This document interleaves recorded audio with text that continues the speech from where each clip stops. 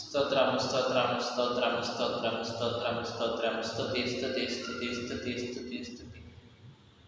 పరిశుద్ధుడ యేసయ్య, ఈ యొక్క తండ్రి సమయంలో మా ప్రార్థన ఆలకించిన దేవా, నీ యొక్క వాగ్దానం కొరకు తండ్రి మేము ఎదురు చూస్తూ ఉన్నాము. మా ప్రార్థన ఆలకించండి. మా జీవితాలకు ఎటువంటి వాగ్దానం అయితే అవసరమో అది మీరే మాకు దయచేయండి ప్రభా.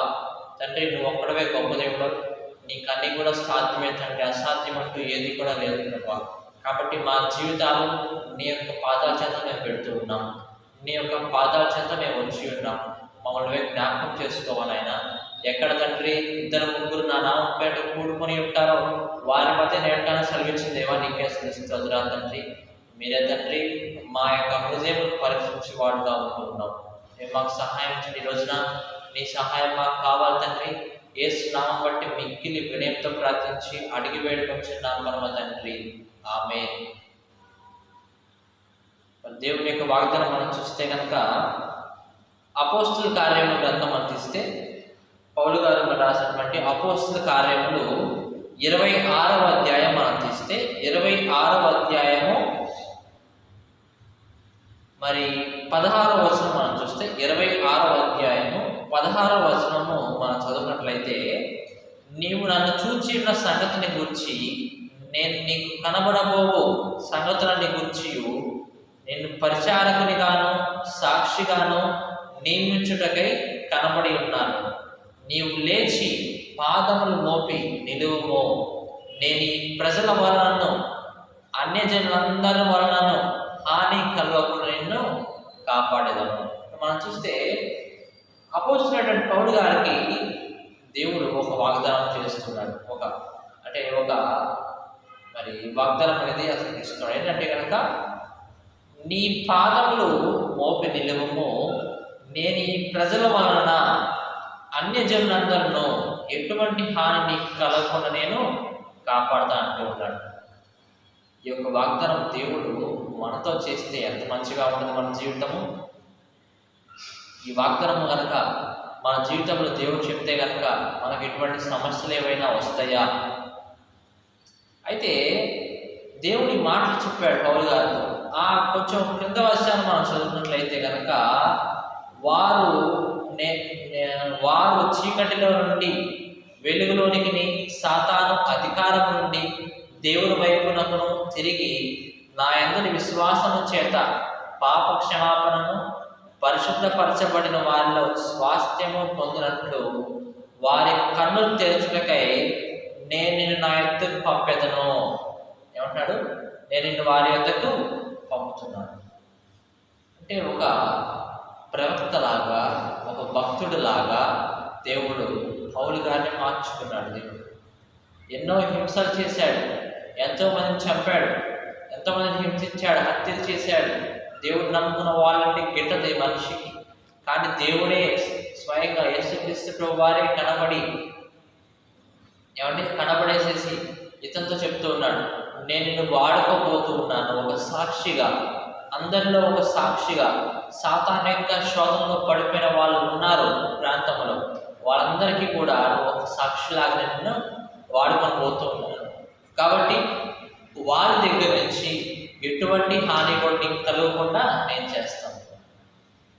మనం చూస్తే కనుక వారి కన్నులు తెరవబడటానికి అంటున్నాడు. అంటే వారు నువ్వు చేసే కార్యము చూచి, నువ్వు చేసే అద్భుత కార్యము చూచి వాళ్ళు ఆశ్చర్యపోతారు, సంతోషిస్తారు, వాళ్ళు నన్ను విశ్వసిస్తారు అని చెప్పి దేవుడు చెప్తూ ఉన్నాడు పౌలు గారితో. అయితే ఆ తర్వాత మనం చూస్తే పౌలు గారిని ఒక ఖైదీలాగా తీసుకువెళ్తూ ఉంటారు. ఓడలో ఒక ఖైదీలాగా అతను ఇంకా కొంతమంది ఖైదీలు ఏం చేస్తుంటారండి, ఆ ఓడలో ప్రయాణమై వెళ్తూ ఉంటారు. అయితే ఆ ఓడ ప్రయాణంలో మధ్యలో కొంత శోధన అనేది ఎదురవుతూ ఉంటుంది అతనికి, పౌలు గారి. ఆ యొక్క ఓడ తుఫాను రేగి ఆ యొక్క సముద్రంలో అలలు కొడుతూ ఉన్నవి. కాబట్టి వీళ్ళకి ఎటు వెళ్ళాలో అర్థం కావడం లేదు. మనం చూస్తే 27వ అధ్యాయం తీస్తే కనుక మనం చూస్తే 17వ వచనం మనం చూస్తే 17వ వచనము, దానిని పైకెత్తి కట్టిన తరువాత త్రాళ్ళు మొదలైనవి తీసుకొని ఓడ చుట్టూ బిగించి కట్టారు.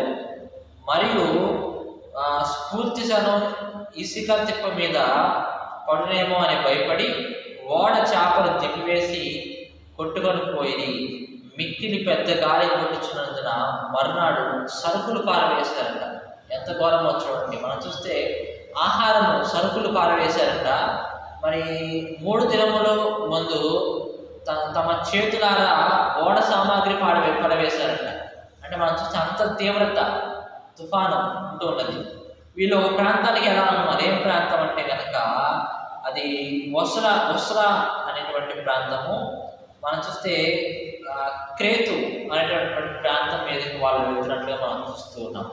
ఆ ప్రాంతం దగ్గర వాళ్ళు వెళ్తుంటే ఇవన్నీ కూడా ఎదురవుతూ ఉంటాయి వాళ్ళకి. ఆ ఓడ సామాగ్రి కూడా తీసివేసేసి వాళ్ళు ఆ యొక్క సముద్రంలో పడవేస్తారు. తేలికైందేమో, మనం మంచిగా వెళ్తామేమో అని చెప్పేసి చాలా బాగా చూస్తూ ఉన్నారు.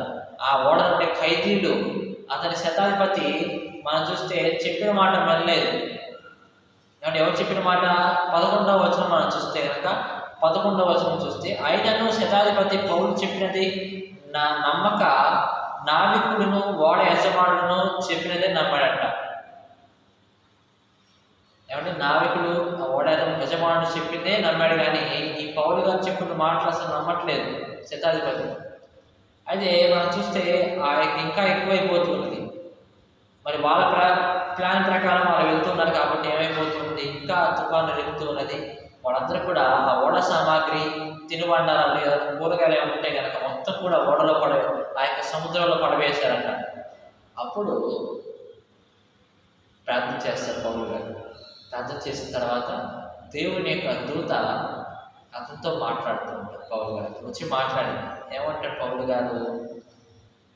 22వ వచనం మనం చూస్తే 21వ వచనం మనం చదువుకున్నట్లయితే కనుక, మరి కొన్ని దినములు సూర్యుడైనను నక్షత్రాలైనా కనబడలేదంట వాళ్ళకి. ఎంత ఘోరమో చూడండి. పెద్ద గాలి మా మీద కొట్టినందున ప్రాణములతో తప్పించుకుందామను ఆశ బొత్తిగా పోయిందంట.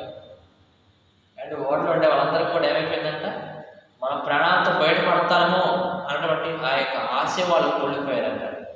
మన జీవితాల్లో కూడా కొన్ని తుఫాన్లు వస్తూ ఉంటాయి, కొన్ని తుఫాన్లు మరి అలలు కొడుతూ ఎదురవుతూ ఉంటాయి, కొన్ని సమస్యలు వస్తూ ఉంటాయి, అంత ఘోరంగా ఉంటూ ఉంటాయి. మన వల్ల కాదండి, మన వల్ల కాక ఏం చేస్తూ ఉంటాము, ఎంతో కష్టపడుతూ ఉంటాం, బాధపడుతూ ఉంటాం, వేదన పడుతూ ఉంటాం. కానీ మనం ఏం చేయాలి? మనం చూస్తే ఇక్కడ ఏమంటున్నారంటే ఆశ అనేది లేదు వీళ్ళకి. ఇక్కడ మనం తప్పించుకొని బయటపడతాము ఈ తుఫాన్లోంచి అన్నటువంటి ఆశ కోల్పోయారు. మనం కూడా మన జీవితాల్లో నమ్మకం కోల్పోతూ ఉంటాం, నిరీక్షణ కోల్పోతూ ఉంటాం. కాబట్టి ఆ యొక్క సమస్యలకు తాళలేక, ఓర్చుకోలేక, ఇబ్బందిని ఓర్చుకోలేక మనము ఓర్పు సహనము కోల్పోతూ ఉంటాం. అయితే అటువంటి సమయంలో ఏమంటారంటే కనుక, వారు బహుకాలం భోజనము లేక ఉన్నందున పౌలు వారి మధ్య నిలిచాడంట. అయ్యలారా, మీరు నా మాట విన క్రేతు నుండి బయలుదేరకయే ఉండవలసింది. అప్పుడు ఈ హాని నష్టము కలగబోదు అంటున్నాడు. నేను చెప్పిన మాట వింటే కనుక మీకు ఎటువంటి హాని కూడా జరిగే కాదయ్యా, కానీ మీరు ఆ యొక్క ఓడ నావికుడు చెప్పే మాట విని అందరూ కూడా ఇక్కడికి వచ్చేసాం కాబట్టి అంటున్నాడు. ఇప్పుడైనా ధైర్యం తెచ్చుకోండి, మిమ్మల్ని వేడుకొంచున్నాను, ఓడకే కానీ మీలో ఎవరి ప్రాణంలో కూడా హాని కలగదు అంటున్నాడు. చూసారు కదా, మన జీవితాల్లో కూడా ఇలాంటి వ్యక్తులు కావాలి. మనం ఎప్పుడైతే కనుక తక్కువగా మనము ఫీల్ అవుతూ ఉంటామో, అంటే బాధలో ఉంటూ ఉంటామో, వేదనలో ఉంటూ ఉంటామో, మనల్ని కూడా పైకి లేపడానికి ఒక వ్యక్తి అనేది మన కుటుంబంలో ఉండాలి. ఒకవేళ ఆ వ్యక్తి లేకపోతే దేవుడే మిమ్మల్ని లేపుతాడు. ఒకవేళ ఆ వ్యక్తి ఉంటేనే చాలా సంతోషం. అయితే పౌలు గారు వాళ్ళకి ఒక స్ఫూర్తిని ఇస్తున్నాడు, మోటివేషన్ చేస్తున్నాడు, నమ్మకాన్ని ఇస్తున్నాడు. అయ్యా, మీరు భయపడమాకండి, ధైర్యం తెచ్చుకోండి, మీ ప్రాణంలోకి ఎటువంటి హాని కూడా కలగదు అంటూ ఉన్నాడు. చూసారు ఎంత మంచి మాటలు చెప్తూ ఉన్నాడో పౌలు గారు. నేను ఎవరి వాడనో, ఎవరిని సేవించుచున్నానో ఆ దేవుని దూత గడిచిన రాత్రి నా యొద్ద నిలిచి, సౌలా భయపడకము, నీవు కైసరయుని నిలవలసి ఉంది. ఇదిగో నీతో కూడా ఓడలో ప్రయాణమైపోతున్న వారందరినీ దేవుడు నీకు అనుగ్రహించి ఉన్నాడు అని నాతో చెప్పింది అంటున్నాడు పౌలు గారు. కిందటి రాత్రే నా ఎదురు దూత వచ్చిందయ్యా, నాతో మాట్లాడింది. ఇదిగో నువ్వు కైసరేయ దగ్గర ఖచ్చితంగా వెళ్ళాలి, అది దేవుని చిత్తమైనది. కాబట్టి ఆ దేవుని చిత్తం నుండి ఎవరు కూడా విడిపించలేరు. ఎటువంటి గాలి వచ్చినా చనిపోవు. అలాగే నీ యొక్క ఓడలో ఉండే ప్రతి ఒక్కరికి కూడా ఎటువంటి హాని కలగదు అని చెప్పి నాకు దేవుని యొక్క దూత చెప్పిందయ్యా, నేను సేవించిన దూత దేవుని యొక్క దూత చెప్పింది అని పౌలు గారు చేశారంట. అందరూ చెప్తున్నాడంట, భయపడకండి భయపడకండి అంటున్నాడు. కాబట్టి అయ్యా ధైర్యం తెచ్చుకోండి, నాతో దూత చెప్పిన ప్రకారము జరుగునని నేను దేవుడిని నమ్ముచున్నాను. ఆయనను మనం కొట్టుకుపోయి ఏదైనా ఒక దీపం మీద పడవలసి ఉంటుందని చెప్పాను. ఏమంటున్నాడు? దేవుని యొక్క దూత వచ్చి నాకు చెప్పింది అలాగా. కాబట్టి ధైర్యం తెచ్చుకోండి అంటున్నాడు. మనం కూడా మన యొక్క సమస్యల్లో, మన యొక్క ఇబ్బందుల్లో, మన యొక్క వేదనలో మనం ఏం చేసుకుంటూ ఉండాలి? ధైర్యం తెచ్చుకోవాలి.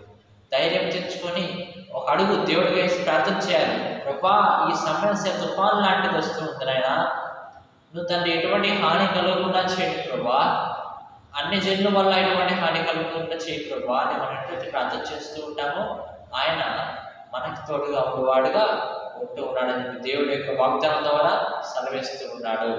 మనం చూస్తే అన్ని జన్లలో కానీ ఎటువంటి వాళ్ళ దగ్గర నుంచి ఎటువంటి హాని కూడా కలగదు అని చెప్పి దేవుడు నీకు వాగ్దానం చేస్తున్నాడు. ఒకవేళ నీ సమస్యలు ఉంటే నాకు ప్రార్థన చెయ్యి అని దేవుడు మీతో చెప్తూ ఉన్నాడు. దేవుడి యొక్క వాగ్దానం దీవించి ఆశీర్వదించును గాక.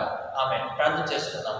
స్తోత్రం స్తోత్రం స్తోత్రం స్తోత్రం స్తుతి స్తుతి స్తుతి స్తుతి స్తుతి స్తుతి. పరిశుద్ధుడా యేసయ్యా, ఈ సమయంలో తండ్రి మా ప్రార్థన ఆలకించండి దేవా. గొప్ప దేవుడు నీవే, నీ వంటి దేవుడి లోకంలో లేదు తండ్రి. మా ప్రార్థన ఆలకించండి నాయన ప్రభా. నీ యొక్క వాగ్దానమే మేము బట్టి ప్రార్థిస్తున్నాం తండ్రి. ఎటువంటి హాని కూడా మాకు కలగకుండా చేస్తాను అది వాగ్దానం చేసిన దేవానికి స్తోత్రాలయ్యా.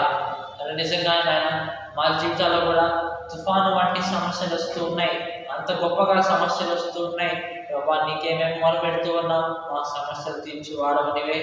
మీరు మా సమస్యలు తీర్చినాయన, మా ఇబ్బందులు తీర్చి ప్రభా, ఎటువంటి హాని కలగకుండా చేయండి అయినా తండ్రి. మాకు మీరు ధైర్యం దయచేయండి, ధైర్యం తెచ్చుకొని ప్రార్థన చేయవారుగా చేయమని వేడుకొంచున్నాం ఆయన. ఈ యొక్క వాగ్దానాలు ఏవైతే ప్రతిరోజు వింటూ ఉన్నారో వారిని మేము జ్ఞాపకం చేసుకుని సహాయం చేయమని యేసునామమును బట్టి మిక్కిలి వినయంతో ప్రార్థించి అడిగి వేడుకొంచున్నాం పరమ తండ్రి. ఆమేన్. పరలోకమందున్న మా తండ్రి, నీ నామము పరిశుద్ధపరచబడుగాక, నీ రాజ్యం మాకొచ్చునుగాక, నీ చిత్తం పరలోకం నెరవేర్చినట్లు భూమి మీద నెరవేరుగాక. మా అనుదినాహారం నేడు మాకు దయచేయండి. మా అపరాధం చేసిన వారిని మేము క్షమించిన ప్రకారం మా అపరాధాలు మీరు క్షమించి మమ్మల్ని శాంతిగా దృష్టి తప్పించి రాజ్యము శక్తి మహిమ బలం నిరంతరము నీవై ఉన్నావు తండ్రి. ఆమేన్ ఆమేన్ ఆమేన్.